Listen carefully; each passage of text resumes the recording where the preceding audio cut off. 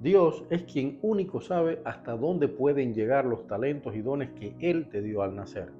Esa es una verdad que cada uno de nosotros puede conocer de un modo bien sencillo. Pon a prueba a Dios.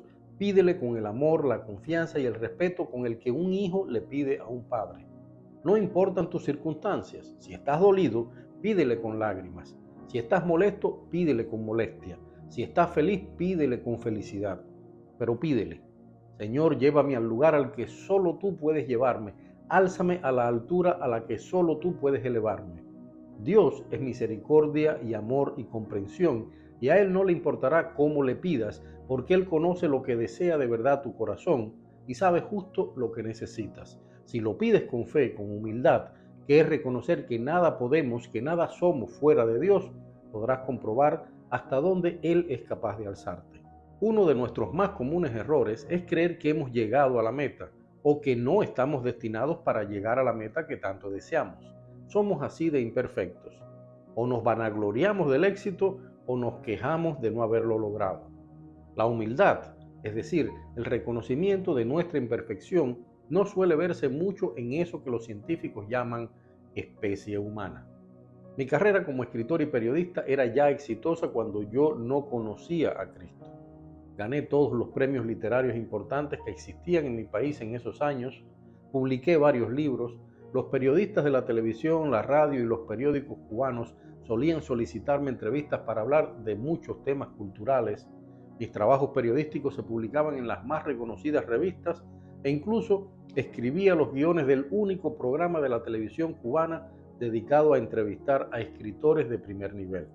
Mi vida era, en apariencia, la vida de un hombre de éxito, pero no me sentía realizado. Pasaba el día trabajando en muchos proyectos a la vez, sencillamente porque necesitaba que mi cabeza estuviera concentrada en otras cosas para evitar que mis pensamientos se hundieran también en ese vacío que había dentro de mí.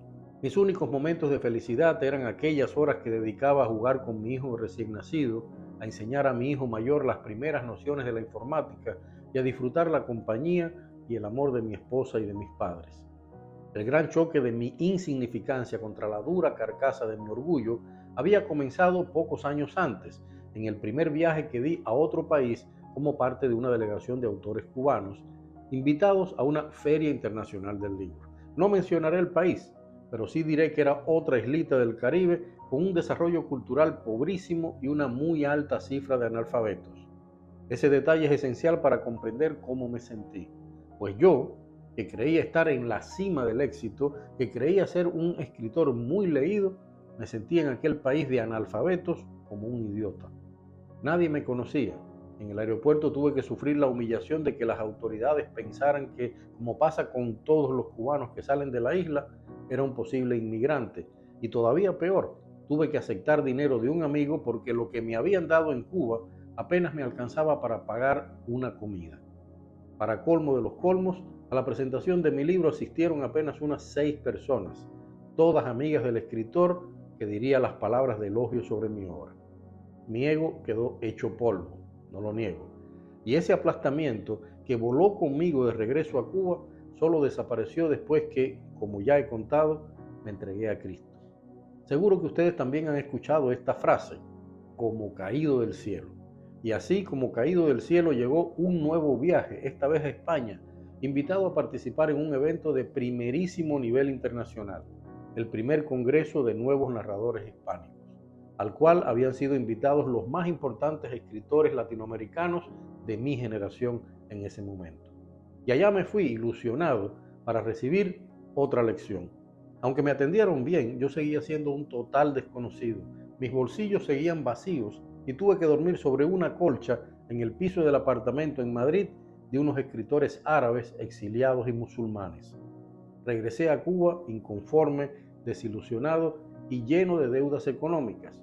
Había pedido dinero para pagar el pasaje y el monto era más o menos lo que gana un trabajador cubano en 2 años. Un verdadero desastre. Mi esposa y yo tampoco conocíamos, como hoy lo conocemos, el poder de la oración, y por eso nuestras conversaciones con Dios eran esporádicas. Eso sí, eran sinceras, pronunciadas con esa fe sana e ingenua de quien quiere conocer el verdadero rostro de Dios y no sabe cómo hacerlo. Todavía asistíamos poco a la iglesia, pero teníamos una amiga cristiana que había cedido su casa para cada semana hacer reuniones de oración con otros hermanos. Fue allí, en casa de nuestra amiga Rosa, donde Dios me habló por primera vez a través de su palabra. Días antes le había dicho a Dios: yo veo que tú has prosperado a todos esos escritores que conocí allá en España, y a mí, ¿qué me has dado? ¿Qué tengo que hacer para que también te acuerdes de mí? En otro de estos viernes de testimonio conté del predicador tullido, y esa fue la respuesta de Dios. La prédica de aquel joven pastor, del cual tuve que bajar la cabeza para que no vieran mi risa por las muecas que hacía al hablar, se basó en este pasaje de la Biblia, primera epístola de Pedro, capítulo 4, versículo 5, donde leemos: y todos sumisos unos a otros, revestidos de humildad, porque Dios resiste a los soberbios y da gracia a los humildes. ¿Es posible una respuesta más clara? A partir de aquel momento comencé a pedir en mis oraciones a Dios que me diera la humildad que yo no tenía, que me diera más sabiduría para hacer mi trabajo intelectual, pero también le dije algo que me preocupaba tremendamente. Dios mío, le dije, tú sabes que vivir con humildad en el mundo artístico es como dejar un cachorrito de oveja en medio de una manada de lobos hambrientos. Si tengo que ser humilde, por favor, te pido que pelees y ganes por mí todas las batallas. Respondió Dios. ¿Quién puede dudarlo? Mis libros publicados en Cuba volaban de las librerías hasta convertirme en uno de los escritores más buscados por miles y miles de lectores en la isla. Llovieron los viajes al extranjero y cada año viajé 3, 4 y 5 veces a países distintos. En un país como Cuba, donde esto ocurre solo en casos excepcionales, ya que los cubanos en ese tiempo no podían viajar sin la autorización del gobierno. Mis libros comenzaron a publicarse en España y cada uno de esos libros recibió premios importantes de crítica. Se tradujeron a varios idiomas. Los más grandes periódicos de España y América Latina querían entrevistarme, y buena parte de mi obra comenzó a ser traducida y publicada en otros idiomas y estudiada en las universidades europeas. Mi esposa y yo no salíamos de mi asombro. Mientras más yo me humillaba y daba gracias al Señor por lo que me daba, más recibía. Mientras más le pedía sabiduría, más proyectos nuevos me caían en las manos y los realizaba con una facilidad que asombraba a todos los que me conocían.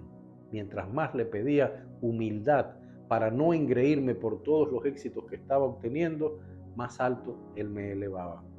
Todos mis libros, a pesar de que los editores me decían que ello podría restarme lectores, es decir, perder dinero por las ventas, llevan en sus primeras páginas dedicatorias a Cristo, mi Señor y Salvador. Y quienes me conocen saben que en todas las presentaciones de mis libros a las que asisto, ante cientos o miles de personas, doy gracias a Dios, pues de Él es toda la gloria. Dios te bendiga.